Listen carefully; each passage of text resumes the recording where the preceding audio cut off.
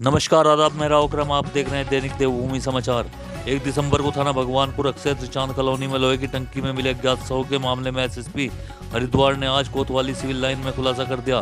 साथ ही उस मामले में 4 आरोपियों को गिरफ्तार किया गया।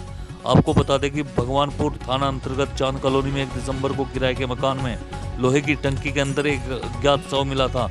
मकान मालिक की सूचना पर मौके पर पुलिस पहुंची। अनाज की टंकी में शव मिलने से क्षेत्र में हड़कंप मच गया। वहीं एसएसपी हरिद्वार समेत जिले के तमाम अधिकारी मौके पर पहुंचे। सोमवार को एसएसपी अजय सिंह ने बताया कि सिविल लाइन में खुलासा करते हुए बताया कि घटना का खुलासा करने के लिए पुलिस टीमों का गठन किया गया।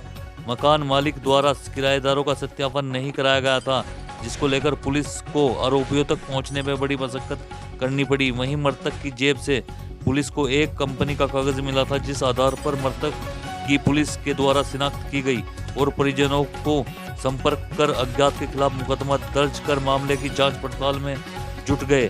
साथ ही मृतक के मोबाइल से मिले नंबरों के आधार पर पुलिस टीम आरोपियों तक पहुंची, जिसे पता चला कि आरोपी घटना को अंजाम देने के बाद जयपुर, नोएडा, बुलंदशहर और गाजियाबाद अलग अलग शहरों में ठहरे हुए थे। जिसके बाद पुलिस टीम के द्वारा 4 दिसंबर को घटना में सम्मिलित अभियुक्तगण गुलशन, आजाद, नौशाद व एक नाबालिग किशोर को गिरफ्तार किया गया और माननीय न्यायालय में समक्ष पेश किया गया। एसएसपी हरिद्वार ने बताया कि चारों आरोपियों ने रुपयों के लेन देन को लेकर घटना को अंजाम दिया था। 27 नवंबर की रात को आरोपियों द्वारा घटना को अंजाम दिया गया और 28 दिसंबर को शव छुपाने के लिए कस्बा भगवानपुर से अनाज की बड़ी टंकी लाकर शव को टंकी में छुपाकर चारों आरोपी मकान खाली कर मौके से फरार हो गए, जिन्हें गिरफ्तार कर लिया गया। देखे ये रिपोर्ट। ब्लड आ गया था, उसके कारण जो वहाँ पर काफी सारा ब्लड फैल गया।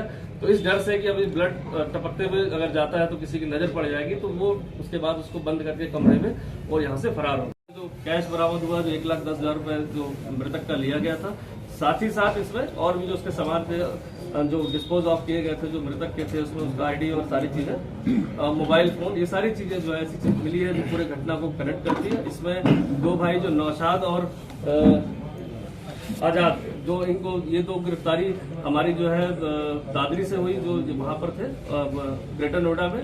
साथ ही साथ जो इनकी जो मदर है गुलशन, उसकी भी गिरफ्तारी हुई। बाकी क्योंकि एक नाबालिग है उसमें, तो उसका नाम बताना उचित नहीं, और उसके विरुद्ध जो है जो भी कानूनी कार्रवाई वो प्रक्रिया अमल में लाई है। देर रात्रि जो सूचना मिली थी कि चांद कॉलोनी भगवानपुर में एक अज्ञात व्यक्ति की डेड बॉडी जो कमरे में मिली थी, जो किराए का मकान था, इस सूचना पर समस्त अधिकारीगण और सभी टीमें लगी थी। बाद में उसकी शिनाख्त हुई, जो है नवनीत भंडारी के रूप में, जो पौड़ी का निवासी था। साथ ही साथ जो वहाँ कमरे के किराए पर लोग रहते थे, उनके समस्त जानकारी की गई, उनके नंबर निकाले गए, तो पता चला कि वो बुलंदशहर के निवासी हैं। टीम वहाँ भेजी गई, लेकिन वो अन्यत्र वहाँ से जा चुके थे, अपना मकान पूर्व में ही बेच चुके थे। तो बाद में जो भी हमें संदिग्धता लगे, जो वहाँ रुके थे, उनके जो इलेक्ट्रॉनिक सर्विलांस के माध्यम से नए नंबर प्राप्त रातों रात किए गए। साथ ही साथ टीमों को जो है जयपुर और अन्य जगहों पर जहाँ जहाँ लोकेशन आ रही थी वहाँ भेजा गया था, दिल्ली भी गए। तो बाद में इसमें 4 लोग की जो है गिरफ्तारी हुई है। 4 लोग की गिरफ्तारी में जो 3 जो इसमें सगे भाई हैं और एक उनकी मदर है, जो इस पूरे घटनाक्रम में रही। ये पूरा जो घटना मर्डर हुआ था, ये लेन देन को पैसे को हुआ था, क्योंकि अभियुक्त द्वारा जो है मृतक से पैसे लिए गए थे, करीब 1.5 लाख रुपए कैश, और बाकी अकाउंट में पैसे लिए गए थे ज़मीन के सिलसिले में। और मृतक इसमें बार-बार अपने पैसों को वापस मांग रहा था, चूँकि उसे रजिस्ट्री करनी थी। पैसे ना देने पड़े, जब मृतक द्वारा वहाँ घर पे पहुँच के अपना तगादा किया गया, तो उन्होंने एक राय होकर उसकी हत्या कर दी और शव को जो है कंटेनर में, जो है लोहे के कंटेनर जिसमें अनाज रखा जाता है, उसमें छुपा दिया। चूँकि पूरी मंशा ये थी कि अगले दिन वो 28 तारीख को पूरा सामान लेकर यहाँ से चले जाएंगे, साथ ही साथ शव को भी कंटेनर में ले जाएंगे और कहीं ना कहीं उसको दूसरी जगह पर जाकर डिस्पोज कर देंगे। लेकिन इनके षड्यंत्र कामयाब नहीं हुआ और 29 तारीख को जब उनको गाड़ी मिली और शव से जो खून आने लगा, तो इसके बाद डर के मारे उन्होंने उस कंटेनर को वहीं छोड़ा और वहाँ से फरार हो गए। क्योंकि समस्त प्रकरण में जो अभियुक्त द्वारा जो उसके पैसे लिए गए, तो उसमें 1,10,000 बरामद हुई, एक मोबाइल बरामद हुआ, अन्य भी ऐसे डॉक्यूमेंट्स मिले हैं जो आपसी इस पूरे रंजे से, पूरे इस खेल के बारे में जो रहस्य था, उससे पर्दा उठा है।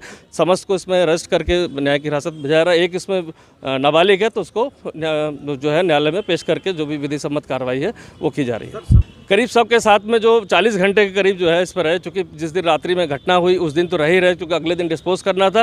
लेकिन किन्हीं कारणों से उनको बुलंदशहर के लिए वाहन नहीं मिल पाया जिसमें अपना सामान और ये सब चीज़ें ले पाएँ, तो अगले दिन भी रात को उनको रुकना पड़ा। शव पे बाकायदा स्मेल आने के कारण उनके द्वारा जो परफ्यूम, डिओड्रेंट, ये सब डिओड्रेंट भी डाला गया, जिससे ना आए। तो इसमें समस्त चारों लोग ने मिलकर पूरा किया और अगले दिन जाके 29 तारीख को ही शव को ले जा पाए।